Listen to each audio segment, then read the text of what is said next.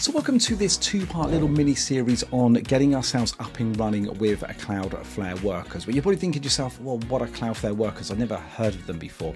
Well, let me explain to you a little bit about what part 2 is, because hopefully the description will tell you everything you need to know. So, of course, Cloudflare workers can kind of do anything here, but we're going to create a simple scenario, which is very, very common in the no-code space. If you are building a kind of a front-end application and you have some API keys and you want to call out to third-party services, well, you don't really want to expose those API keys. So what we're going to do is we are going to build a Cloudflare worker that we are going to simply deploy, and then our front-end application can then make a call into that API. And what it's going to do is it's going to call the API inside the Cloudflare worker, and then the Cloudflare worker is then going to make that call out to the third-party service, get the data, return it back via your Cloudflare worker, and of course then back to your front-end application. Now the beauty of that is your API key is held server-side and it's not exposed to the outside world, so hopefully it'll keep all of your secrets nice and safe. And we're going to use Cursor here as well to kind of do the code generation for us. You don't need to kind of write any code or anything like that, and hopefully it will give you some direction where you can then start using AI to carry on building these Cloudflare workers for a whole host of different scenarios that you might want to put into your front-end application. So let's get ourselves up and running then. Let's focus on part 1, but please do check out part 2 where we'll start to kind of put the meat on the bone. So let's get cracking.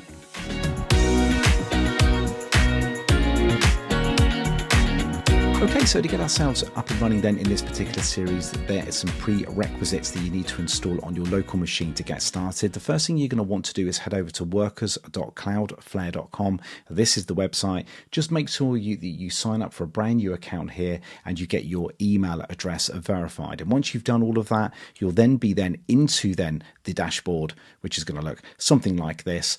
And this is the kind of the entry point here. We're not going to worry too much about the detail here. The bits that we're going to spend our time in is this area down here called workers and pages. Just select that. Again, don't worry about the detail here, but as we start deploying our workers, then they're going to be visible in this particular section of the dashboard. And of course, we can kind of delete them and we can kind of inspect them a little bit further, get some sort of metrics and some analytics on how they're performing and how they're operating, but we'll worry about that at another stage. So the next bit then to think about then is the cursor. This is going to be the AI code editor that we are going to use in this particular series. Now there is a free version of Cursor which has some limited capability. Now when you download Cursor for the first time and you kind of get yourself all logged in, then there is a free 14-day trial of their Pro. Now the Pro is going to provide some added benefits, some added sort of quality to then the output that we're going to get through to for us to be able to create our workers. So for this particular series, I'm making an assumption here that you've got the 14-day trial of the Pro features, and if you have not, and you're willing to subscribe to the kind of like the next plan, I think it's just under pricing here, the kind of the $20 a month plan. It's well worth doing that just to kind of get yourself up and running with being able to build these particular worker processes. And of course, once they're kind of done and they're deployed, then you don't necessarily need the Pro membership anymore, and you can kind of go back down to the free tier. So then next up, we're going to need to make sure that we got then Node.js installed on our local machine. Now that's quite straightforward, because what we can do is we can bring up a terminal window on our machine and we can just type in sort of node -v. In fact, if I just bring up the terminal window now, so if I just do a search for terminal on my Mac here, let's bring that up here. You can see here that I've kind of got already loaded where I've typed in node -v, and you can see here that by pressing enter, then that is the version of Node that I've got being returned. And of course, just do the same thing on your machine. Bring up the terminal window, just make sure you've got a version number coming back, then that would imply that you already have Node.js installed. But if you haven't, then head over to nodejs.org and download yourself a copy there, and that's going to then allow us to then run various command line commands to kind of like deploy our workers into the cloud, into kind of our dashboard that we can then obviously make available then into the to kind of the public domain. We can kind of hook our applications onto those workers that we create. So just make sure you kind of got that up and running and you'll be good to go. So next up, we're going to move then over to then Cursor. I'm going to assume that you've kind of already got Cursor already installed on your machine, and then we'll start from scratch with that being loaded. Okay, so here we are then in Cursor. Now, it may be that you've fired this up for the first time and this is what you see. So I'm just going to go up to the top right here. I'm just going to toggle all of the kind of the panels on here. So I've kind of got access to everything I need. It might be that the chat window is currently up there at the moment, or you've got the composer. So this is the starting point. You can see here down in the bottom, I've got my terminal window. So this is going to kind of replace the terminal that you saw just in the previous segment where we had the blue terminal up on the screen. I'm going to kind of do everything at the bottom here. And then on the left-hand side, this is kind of where all of our files will be kind of listed.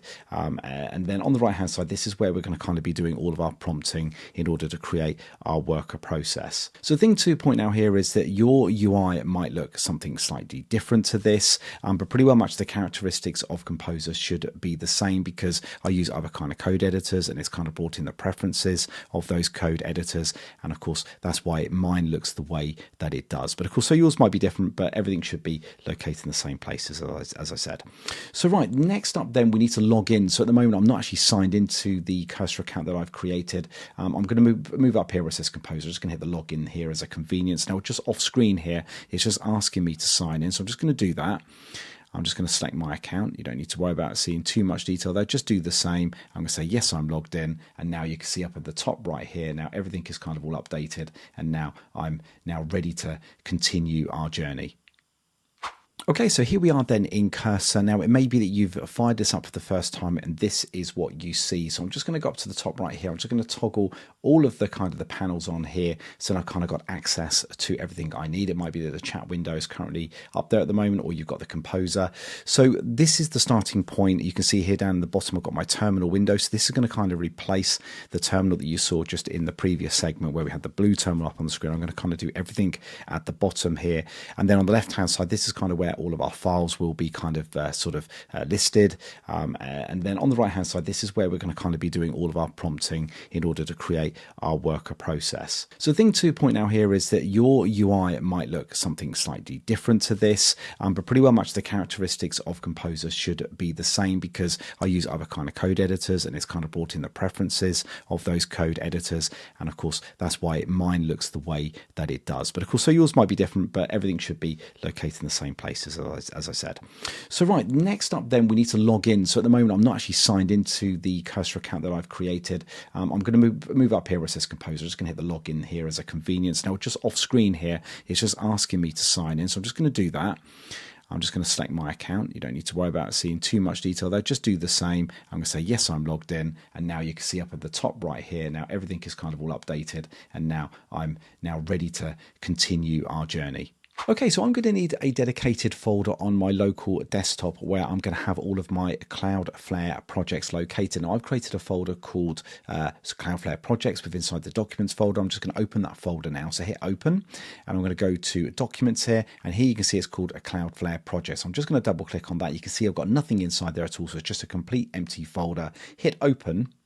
And then the Cursor UI is going to reload, and nothing's going to change too dramatically here. We've got this Cloudflare project. You can see there's nothing inside the sort of file structure here at all. You can see down in my terminal window, though, it's actually put me within inside the Cloudflare projects window. And up the top right here, nothing has changed there at all. So it looks like I'm ready to go. So what I'm going to do first is I'm going to create a brand new Cloudflare project. Now you can do the same, of course, because you've got Node installed now. So I'm just going to type in a command here. Okay, so I typed in npm create a Cloudflare at latest -- hello world worker. Now this is going to basically create the kind of the foundation project for me. It's going to have all of the dependencies that it needs. Even the command line interface is going to be there set up within inside that particular project. So of course I can then kind of do various kind of sort of activities, like kind of running it up locally or deploying it to Cloudflare itself. But this is going to create a brand new worker called hello world worker. So I'm just going to hit enter. Now that's going to kind of go away. It's going to kind of get things started for us, and I can use the up and down arrow keys on my keyboard here, and I can decide what I'd like to do here. So I'm just going to hit enter on hello world example like that, and of course I can choose any of these, but I'm going to keep the top one, just say hello world worker. And this is going to be a TypeScript project or a JavaScript. It can be whatever you would like. I'm going to stick with TypeScript for now, but bear in mind that we're not going to kind of really do much coding here at all. We're going to kind of let Cursor do all of the kind of hard work for us. But in this first little part, we're going to kind of of muck around a little bit ourselves with the code that it generates, but we're going to want to rely more heavily on the AI to do the work for us at a future point. So I'm just going to enter on TypeScript. It's going to go away. It's going to install everything we need. You can see at the top left here, it's starting to do its thing. It says installed in dependency, so a lot of the node modules and or dependent libraries are going to get installed. Now that shouldn't take too long. You can kind of just see that project building here on the left hand side, and it's come up with some further options here. It says, do you want to use Git for version control? We're going to choose no for now, so I'm just going to move over here, just make sure I'm typing in here, move over to no, just hit enter. And I don't want to deploy the application just at this moment in time. We're going to do that very shortly, so just hit no. And now I'm back to the command line now, and I'm in a good position. So the only file that you kind of need to worry about here at this particular stage is kind of the entry point to our worker process, which is this index.ts. If I just select that, you can see here that it's got a little bit of boilerplate code in there, and all that's going to return back for us is hello world. So of course, if I was to run this up, we're going to see hello world returned from our in our browser itself. Now, how do we do that? Well, if I just sort of bring this up a little bit higher here, you can see that it's asking me now to change into this specific directory, because at the moment we're still in the Cloudflare project. So we need to kind of go into this particular directory. Now, what I'm going to do is I'm just going to cd into that. So I'm just going to type in cd hello. So hello world worker, just hit enter now into that particular folder. And of course, it's now saying I can now do npm run start. Now this is going to fire up a local server for me, which allows me to kind of test locally on my machine this actual worker service that we've actually just created, which is a fantastic. At least we can sort of test these things locally before we actually deploy these into production. So I'm going to hit B in here to load up my browser. So you can see here my browser window is now open up, and you can see here I've now got Hello World now up on the top left hand corner. If I go back to cursor now, and I'm just going to come in here and I'm going to just make a change, and I'm just going to save the file. If you just look down here, you can see now it says it's reloading the server, so save the file. The server is going to be reloaded. Now if I go back, I've just refreshed the page. You can see now that it says Hello World Test 2. So that looks like everything is working nice and local for us, but this is only obviously one part of what we're trying to do here. It's great to be able to do these things locally. The next bit, we're going to look at deploying. Now, deploying it doesn't take much effort, but let's walk through that step by step. Okay, so before we just deploy this to live, I just want to prove that we are running this into live. So I'm just going to say Hello World Live there and just save that. Now, what I'm going to do is I'm just going to exit out of the console just for a second here, because the next step is, of course, we need to then try to deploy this to our Cloudflare account, and of course make this then publicly accessible. This could be from our application or for anything like that, but just as a test, is a really simple example. So I'm going to type in npm run deploy like that. Now what's going to happen here is it's going to want to now authenticate us with our Cloudflare account. Now it's going to come up with this link here. Now on my right hand screen, actually it's asking me now to kind of allow Wrangler to make changes to my Cloudflare account. So I'm just going to hit allow there. So I'm just going to expect you to be doing the same as well if you are following along. So you can see now on the left hand side here, it now says that I'm now successfully logged in, which is great. And you can see it's now carrying on. It's currently doing the work for us, and it's now uploading it. I'm hoping very shortly it should say some further details. It said it's uploaded the hello worker, and there it is. It's gave us everything that we need. And the great thing about this is that it's actually given us a URL. Now URL is going to be different to this, of course, but this is certainly what I've got here under the Digital Pro Worker Dev. Now I can just click on this particular link now. So I'm just going to command and select this. Just going to open here. Okay, so there we are. I've now gone to that particular address. So you can see hello world worker.digitalpro.workersdev. You can see that is now running and it's accessible from the web itself. So that's really good. So how do we then obviously make changes? Well, it's quite straightforward. We go back to cursor now.